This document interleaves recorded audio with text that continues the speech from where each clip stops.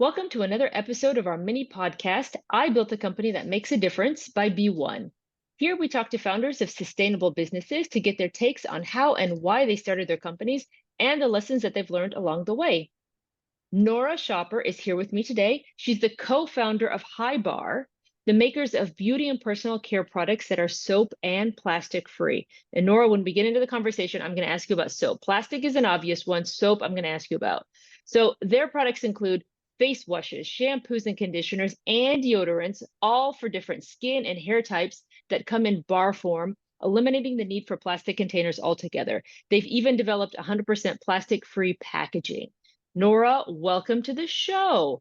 I myself stopped using body wash and shampoo that comes in plastic and started using bars earlier this year, and I really like this switch. I was very skeptical because I have very curly hair, but I really like the switch. I'm a little obsessed now with plastic-free bathroom everything, from toothbrushes to razors to shower products. I'm very excited to get into this conversation.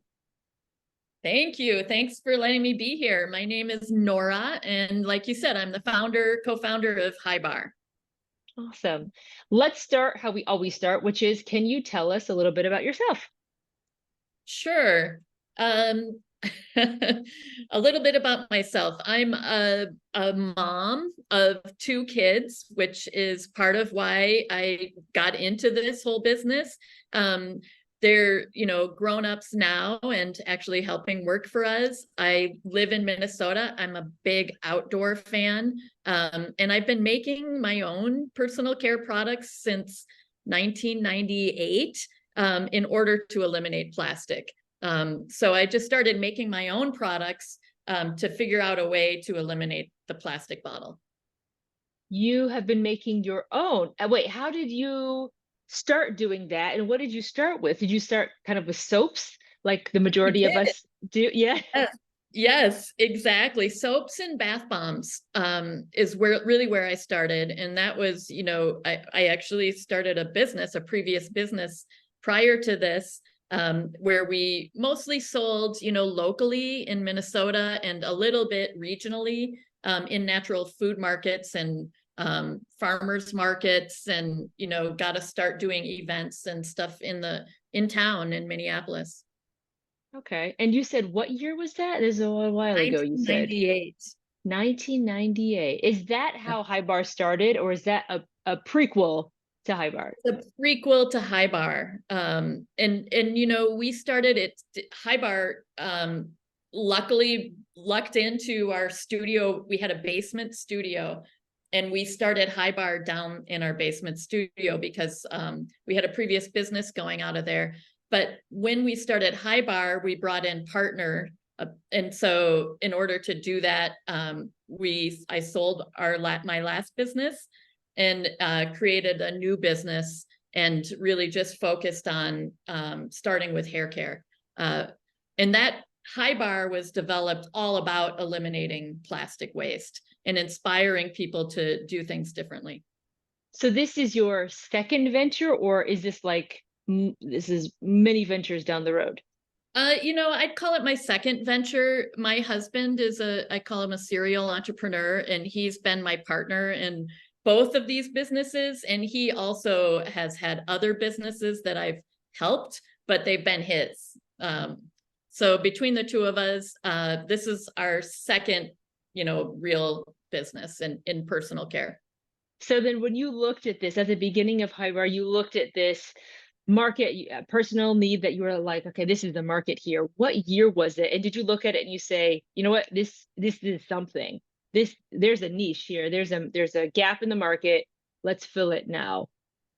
Yes. And I think that was probably like, it wasn't even until like 2013 or so that we were making a soap, and we were selling it as a shampoo bar.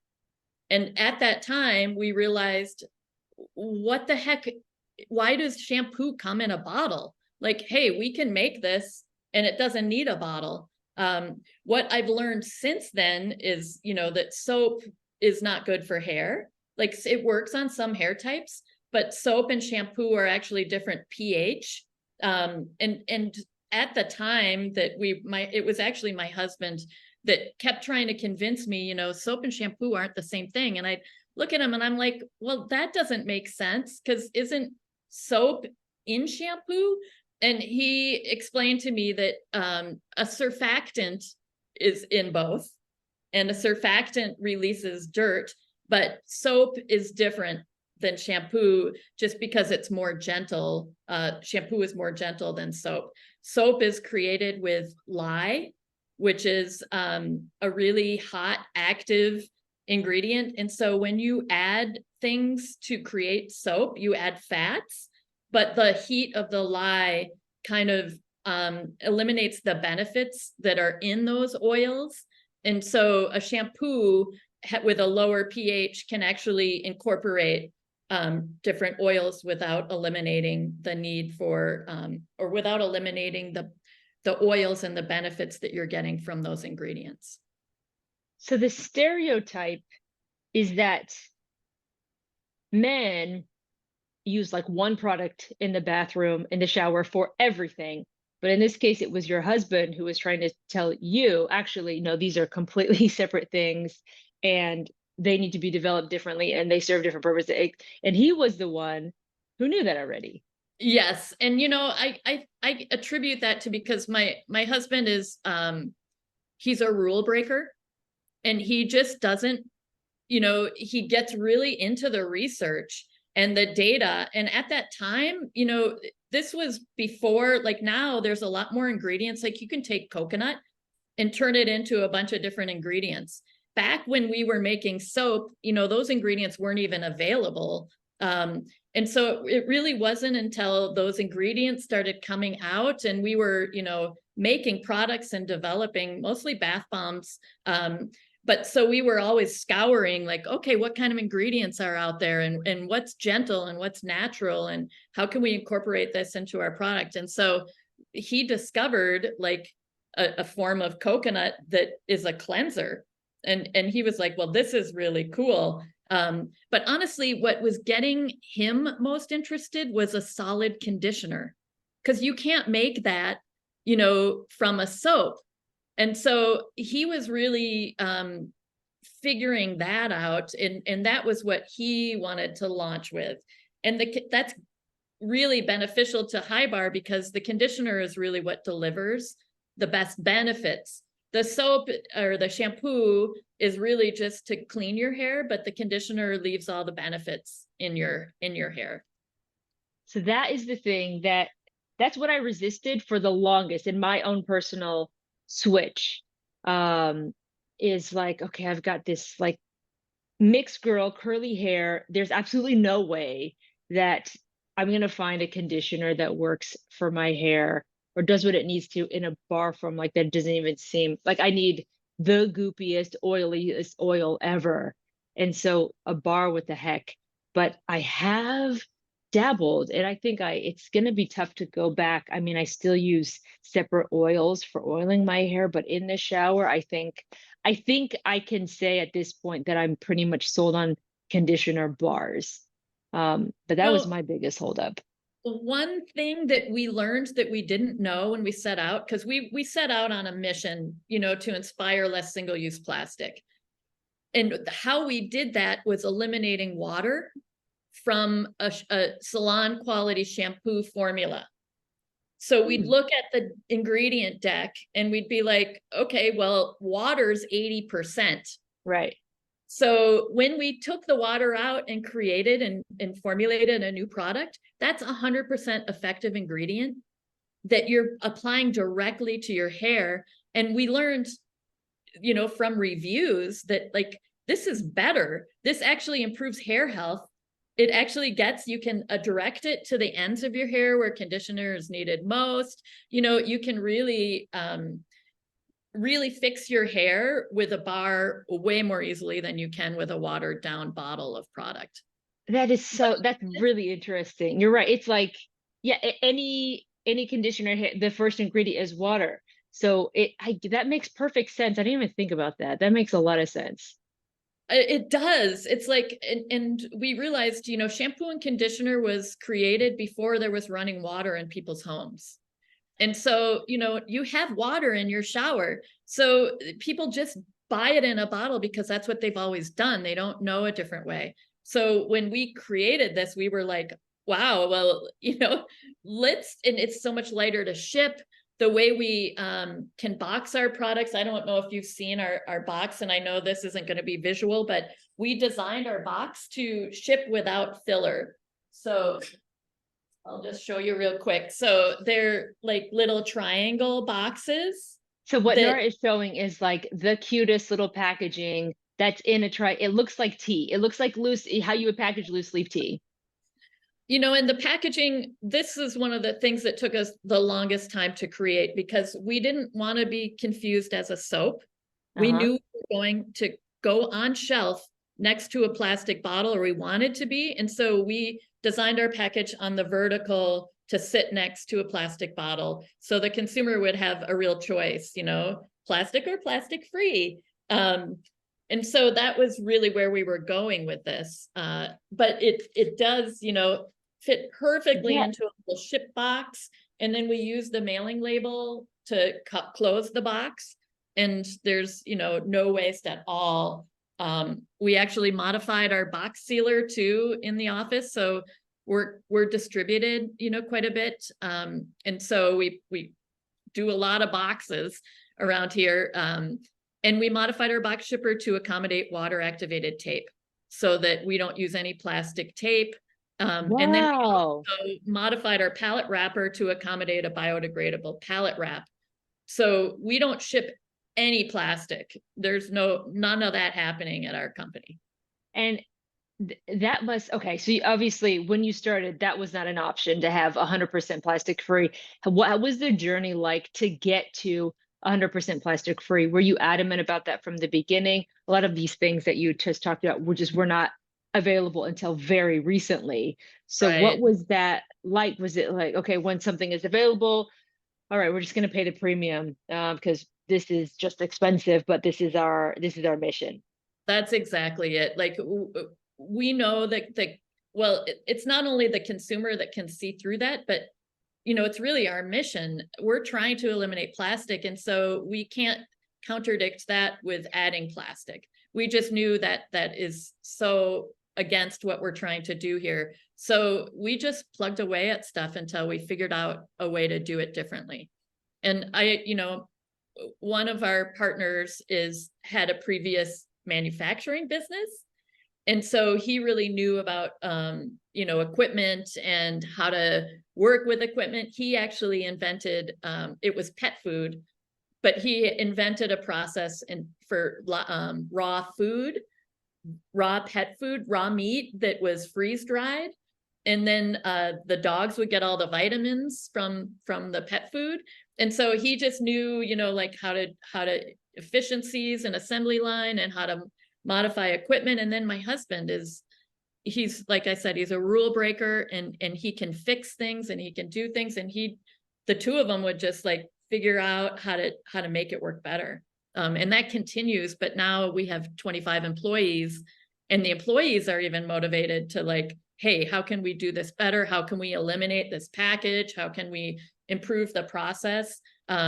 Because they're all on board with the mission. That's amazing. So you must have a lot of processes and machinery in your packaging facility that's proprietary to you. We do. I mean, the thing is that we are inventing a process. So when we launched our company, we thought, well, we'll just be basically a marketing company and we'll find somebody to make the product for us. But nobody could do it. Our formulation is really unique. It's got a heavy liquid load, they call it, which are all the oils and ingredients that we're including in there. And so the commercial manufacturers are like, no way are we running this on our line, because it'll gum up the machines Oh, and it won't right. work. So we developed a process and the machines to do it. And we have had to modify machines and try things in order to make it work.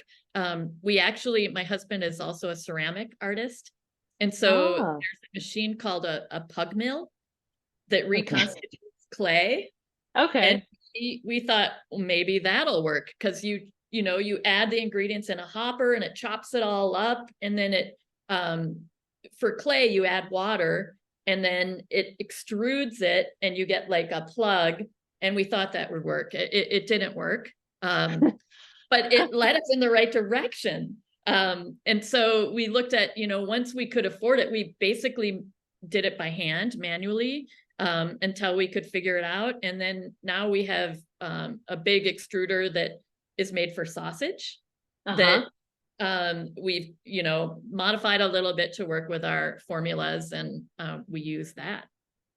So a lot of our audience are, I say this every episode, are entrepreneurs or aspiring entrepreneurs in the sustainability space. Can you talk to us about where your mind was at, the decision-making process, you know, you and your team were having to go through when it was like, okay, nobody wants to do this thing? Because you have a couple choices. You say, all right, shall we change what we're doing? Because, you know, otherwise we're going to do this stuff, right? So there are a couple directions that you could go in as a team. What was your thought process? What was your decision-making process? Was it just somebody who was, or all of you maybe, who were just potentially on the more stubborn side of the scale? Or like, how did that go for an entrepreneur who's like running up against it? I mean, this is a plus and a minus of having multiple partners. You get a lot of ideas, but it's hard to get everybody on the same page. And we literally had months and months of conversations to get somebody to manufacture. And we tried more manufacturers, and every single one would come back. And this went on for at least 8 months or 9 months. And finally we were like, you know, it was me and my husband that were like, you know, I don't think we can find somebody else to make it. And this time and energy going to this is taking away from developing our own line. And part of the thought process was that we know that people do not convert to a new way of doing things unless it is at least as good as what they're using or better. Right.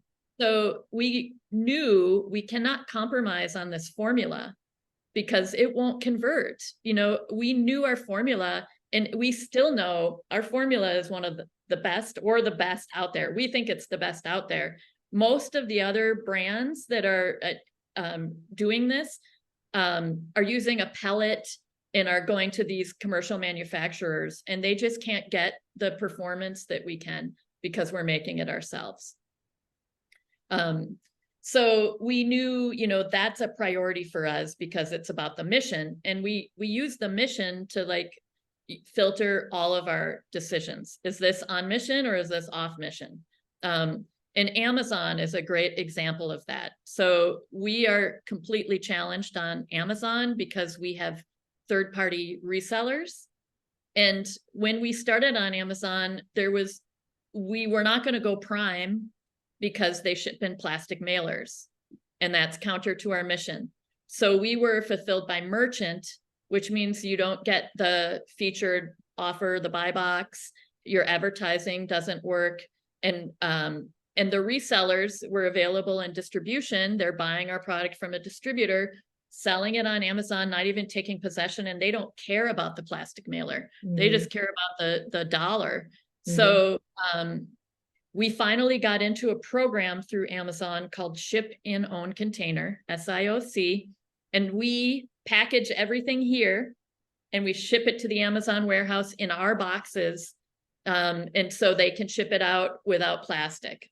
Oh, that's interesting. It is, but you know, in the meantime, these resellers, they established themselves as the first one on the platform. They still are getting priority, and so now we're in a battle to kick them off, which is a challenge in itself. But right. And at the time, we were like, well, as a management team, we were like, well, what do we do? Do we just abandon this channel? And we were discussing it, and we're like, we can't, because these resellers are shipping in plastic. Right. So we need to have resources to get them off. Right. Otherwise they're counter to our mission, and we just can't let that happen. And we also get complaints from customers. They're like, hey, I thought you were plastic free, because on Right. Amazon, it's hard to tell who the seller is, Right. our listings that other sellers jump on. And so it's a real challenge. But there's another example, like we don't choose the easy route. We filter our decisions through the mission, and then we just go for it. And sometimes it works and sometimes it doesn't. But that's that's a really important thing that you just said, which is, especially when you're early, I mean, at any point in business, but especially when you're early stage, before you've reached some sort of scale, with everything is on the table, potential, like everything, even who Right. you're working with, like every single Right. thing is on the table. You've got to have some sort of pillars in the ground to say, okay, our decision making process is will always revolve around this or this set of principles or this Right. is the mission or Exactly. whatever. Otherwise, literally everything is up for discussion. And not only do you waste time or the cost, the opportunity cost of having all of these discussions is not just like working on core business. It's also things like spending time with your family or like sleeping Right. or like things that Right. are very basic. So having a decision making kind of arc and process is super important. So that's very cool that you did this with your husband and you are still married. I know. And this is our second business together. It's That crazy. So we figured something out. And for us, it's because we are literally, I tell employees this too, you're going to get two different answers from us. But somehow we can land in the middle. We're able to find that common ground, and that just makes it better. my husband is a software developer. He's an engineer. And we're a tech startup. And I'm always like, could you just build this? We're having discussions about whatever. And I'm like, could you just build this for me? And then 2 seconds later, we look at each other and we think, oh God, no, never mind. No, no, no, never mind. I know that's a terrible idea. But you built two businesses with your husband. That's very admirable. Really admirable. Can we take it back to the first year of business, like the first year? What did that look like physically? Who was doing it, as in, with your hands, who was doing it? And a lot of entrepreneurs ask that um, what did it feel like? Like, what was the emotion going into? I think now, having, ventured into a couple things myself, I can I know why they're asking, and is it just me? Am I crazy? Am I going to lose my mind? I'm about to have a meltdown at any moment. Is it just me? So what did that first year look like for HiBAR? Oh gosh, when I think back on the first year, I mean, so this literally was in our basement. And we were still trying to figure it out. Luckily we had contacts because we had the previous business. And this is actually another good point, like to think about where you want to sell your products before you start selling your products. Like think many years down the line, because we had contacts at co-ops locally. And so I reached out to them, and we thought at the time we were launching one, we're just going to be a direct to consumer online business. And then I was like, well, we have contacts at the co-ops. This is a perfect product for the co-ops. There, at the time we launched, there was no other solid shampoo bars on the market. So we were first to market, and the co-ops ate it up. They loved it. And so we got into co-ops right away, and we're making it in our basement. And so we started getting sales, and we started getting online sales, and we literally had, a tube coming from the basement going out the side door, that had to bring one of the ingredients out. So like this white powders being spewed from the side of the side door. We have these huge barrels that are being delivered by semi trucks down the little residential street. We had the postman. We were starting to get so many orders that he was like, he had to come back with his truck at the end of the day. And he was like, you are going to have to call my postmaster, because we need to have send somebody else to collect all these packages. So it was exciting, but it was also really stressful. And also our house wasn't our own. you know, Sure. because when we started, making sales and stuff, Jay, my husband, was in the basement making the product. I was upstairs in the living room, fulfilling on our dining room table, and filling orders, and from there, and it was pretty much chaos. So we started hiring. And one of our employees, she's still here. She helps in innovation now. She rode her bike to our house and worked in the basement for the first like 6 months. Your And first then employee worked from your basement. it's so crazy. I just look back on those days, and the dog would bark every time she'd come over, and the house was always chaos. I'm like, my laundry's here, and the employees are going past our dirty laundry, and you just kind of get over it and keep going. But what really got us started is we were discovered in the co-ops by Whole Foods. And then Whole Foods invited me to a summit in Chicago. I went to the summit, and it was the Midwest Summit, and there I met other region leaders. And so then I got asked to go to the Pacific Northwest to pitch. And then we got a PO from Whole Foods for national, and we thought, Wow. no way can we fill pallets at the house.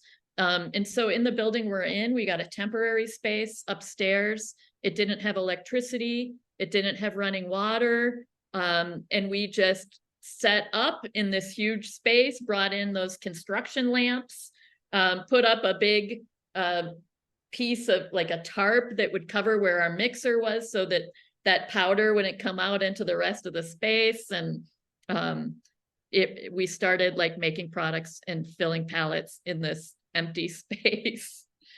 So we were one of the lucky ones. But going back to what I was saying about planning your, where you want to sell, like we really do consider ourselves a beauty brand, but we're on shelf in grocery.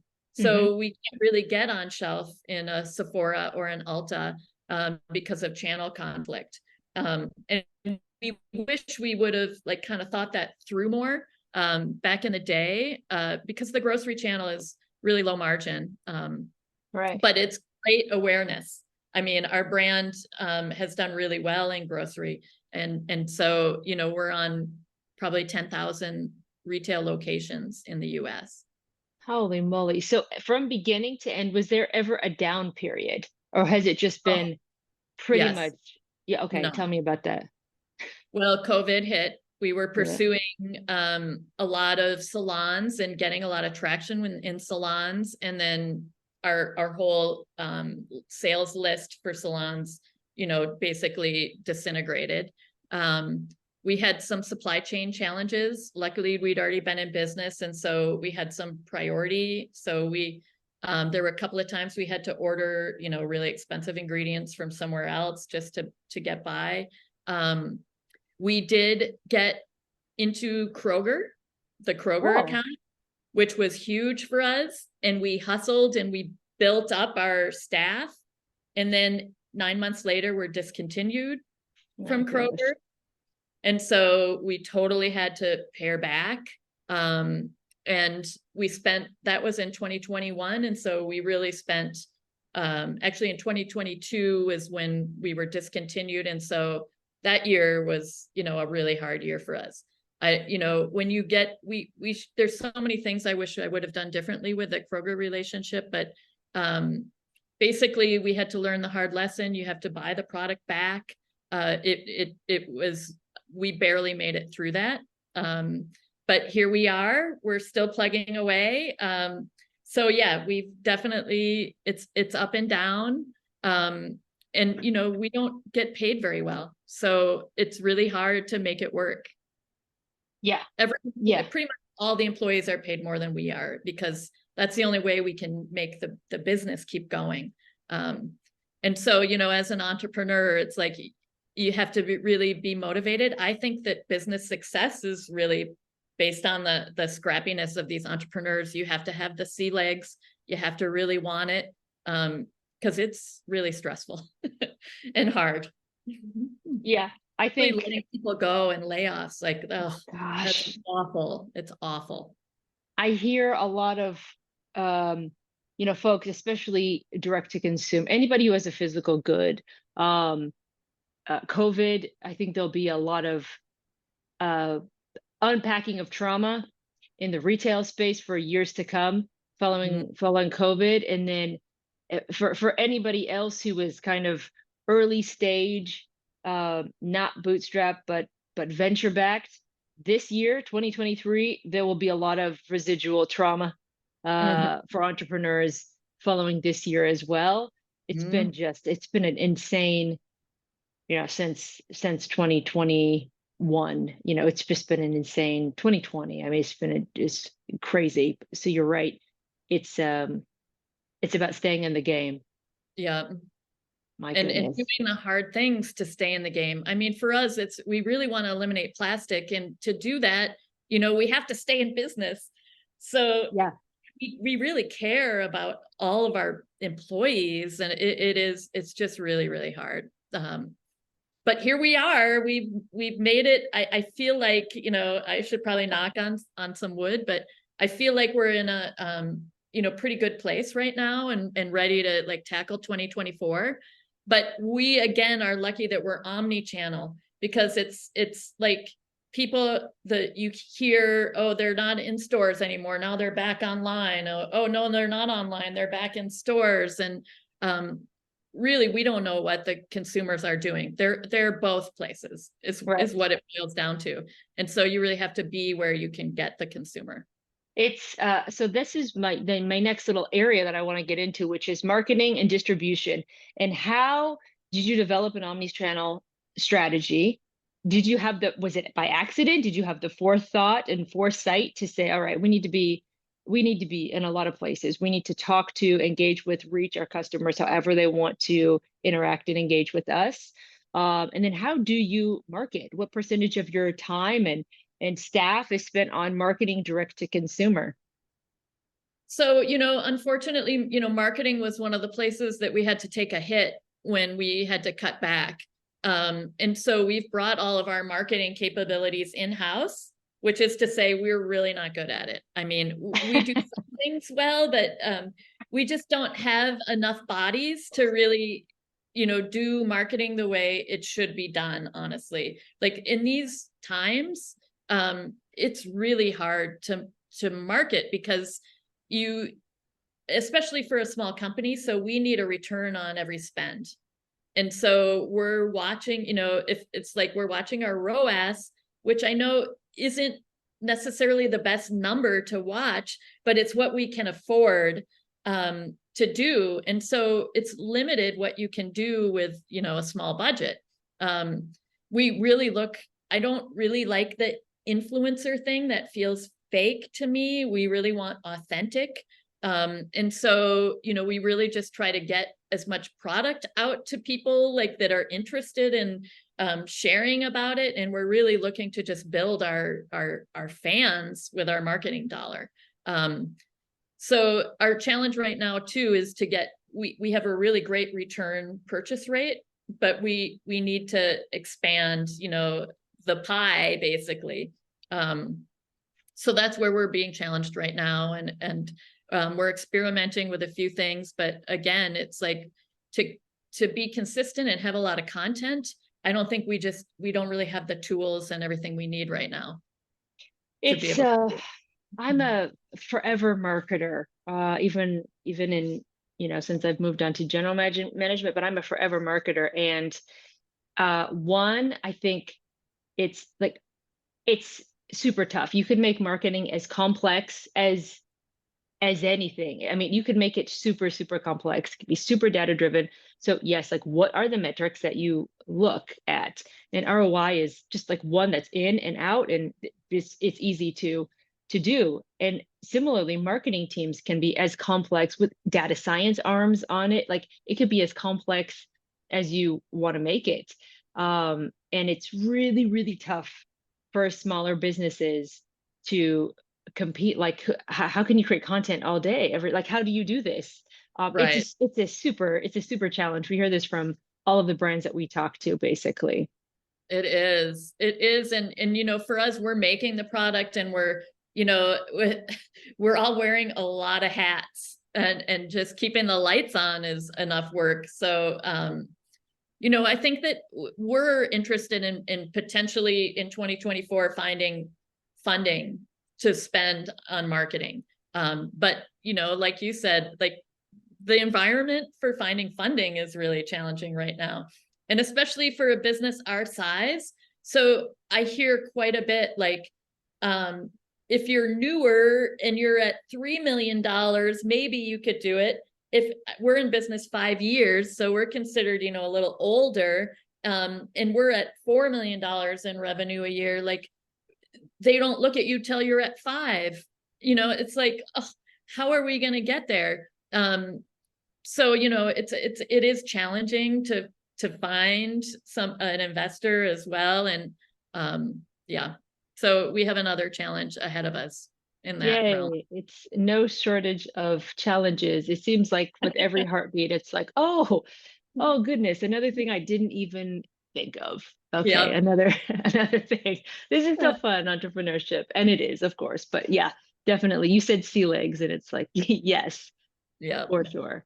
And it doesn't seem to get easier the longer that you do it.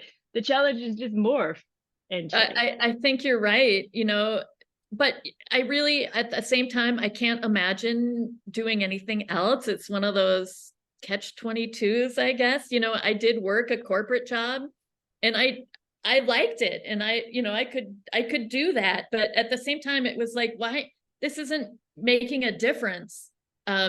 So that motivation to really make an impact is really why I stick around. I just watched something on Instagram, funny enough. And it was a basketball of women's, I think it's the Duke women's basketball coach who was telling her team, you know, life doesn't get easier. You just get better at handling the hard. And I Right. was like, I watched that like 4 times. I was like, I needed to hear this one on Q4 of 2023, trying to crawl to the end of the year. Yeah, I needed to hear that one for sure. It's Well, true. Yeah. well, we have, speaking of 2024, let's do our rapid fire because I'm super interested in this. These are just questions that we ask all of our guests. So they span last year and then coming into the next year. In 2023, did you get done everything that you expected to get done in January? No, no, I don't think, you know, I'm one of those philosophy that 20% that makes 80% of the difference. My dad taught me that. And it's like, I just focus on the 20% that I can do.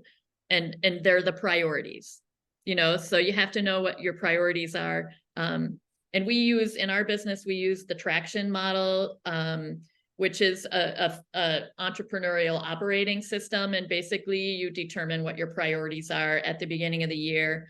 And then you just focus on those and you do the to-dos that make those big rocks happen. So that's how I do it. But no way I don't even get through my email box. I only had one person say, yeah, we like ever on this podcast. I only had one person say, yeah. And I was like, oh my gosh, I need to come shadow you. Yeah, Wow. seriously. So what was your biggest challenge in 2023? Our biggest challenge in 2023 was probably finding our customer on digital. And we're still challenged by that. I think we're getting a little closer, but we're doing a lot of testing to try to see where they are and how to find them. Cool. Okay. That makes perfect sense given, you know, the retail landscape right now. What was the Yeah. most exciting thing that happened this year? Oh my gosh. Well, we've eliminated over 5 million plastic bottles. And we won a sustainability award at Natural Products Expo. Oh, So congratulations. that's pretty fun. That's Yeah, pretty it's awesome. exciting. All Getting some right, that's pretty recognition is awesome. cool. Yeah, Yeah. And the actual fulfilling of your mission step by step is always exciting. it really is. It really is. And seeing employees get motivated about it too is really amazing. So next three questions are about not just this year, but in the life of your business, and potentially even before that, since you've got a couple, wells that you can pull from. What is your biggest success to date? I think it's how many plastic bottles we've eliminated. And we've also saved the water resource. So over 1 million gallons of water saved. And to me,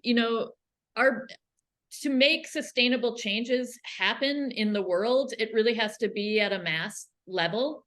And, that we've actually disrupted hair care in grocery. There is a new category of hair care that's solid products. And that's amazing because of HiBAR, there's a solid product category. And it's really gaining traction. It is, yep, which actually, really benefits all of us. Like Sprouts, for instance, has 12 feet of solid hair care with a QR code that explains why solid hair care is better.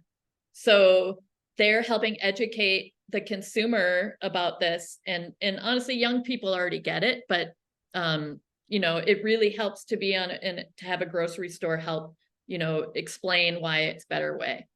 My mom shops almost exclusively at Sprouts. I'm gonna ask her to go look at that and tell me what she thinks the next time It's she goes to really Sprouts. cool. Yes. Very cool. Okay, the flip side of that then, what would you consider your biggest failure to date? Oh, it's got to be that Kroger experience that almost killed our business. That was definitely failure. But we sure learned a lot. And So you're still not here. complete failure, and we're still here, and Mhm, maybe mhm, better for it. mhm. I hope. We'll see. The most important lesson that you've learned to date. I mean, people will tell you to do something differently with your business. You get a lot of advice. And I think it's really important as a founder to listen to yourself first. And you really know what's best for the business, and don't let other people distract you from that. Because we were told initially, like, focus on men. Focus on men. They'll use anything on their hair. And we're like, we'll never eliminate plastic if we don't convert the women with really, complicated hair. So, you get some bad advice out there, and you just got to hold true to your core and go with it. That's a really good one. A lot of advice indeed, a lot of unsolicited advice as well. If you could get 85% of the world to adopt a single behavior, what would that be?